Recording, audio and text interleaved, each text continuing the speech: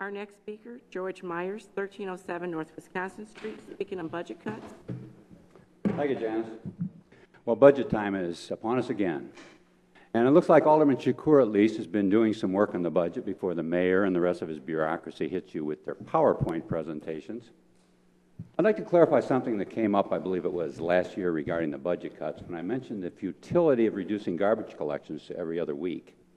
Later in that same meeting, Alderman Wisniewski complained about the council being criticized when you attempt to cut services, and then referred to my remark. Let it be fully understood. I don't care if you totally eliminate garbage collection. I can take care of it myself. I lived in a town for a while where all the residents did exactly that because that town had no garbage collection and everybody took care of it themselves, as they do in Wichita, Kansas. It is not a big deal. Which takes me to Alderman Shakur's suggestion to decrease the tax payment dates, thus saving $70,000. My complaint in both instances is the same. It's your choice of cuts.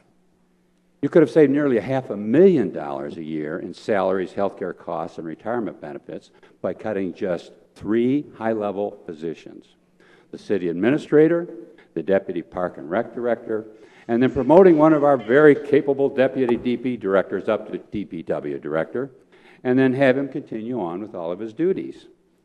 So why not save money at the top of our overloaded bureaucracy rather than at the bottom where services actually take place?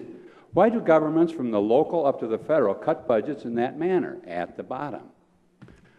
I think there's some sadistic feeling that grows in legislators and administrators towards taxpayers who complain about their taxes. When they cut the budget, they want to do something to those taxpayers that hurts. For instance, if you put our $500,000 savings plan into action, the taxpayers would never feel a thing. They would not miss any of those 3 people. Worse, after those savings measures were put into effect, instead of praise, you are apt to get criticized for not having done it sooner. So the sadistic answer is cut it so they feel it. And make the cut trivial enough so that after the instituted cuts, it makes a negligible change in their tax rate. I hope that clarifies my earlier remark regarding garbage collection. As far as I'm concerned, you can eliminate any part of government you want, except all of it. That won't work. At the last budget hearings, you bragged about cutting 200 employees several years ago. You know, in 1970, that's 40 years ago, with 20% more people to govern, you did it all from this building. That annex over there was the Racine Technical Institute.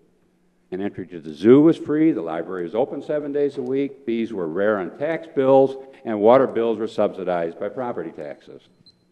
So please don't talk to me about the efficient job you are doing until you are at least doing it all from this building. Thank you.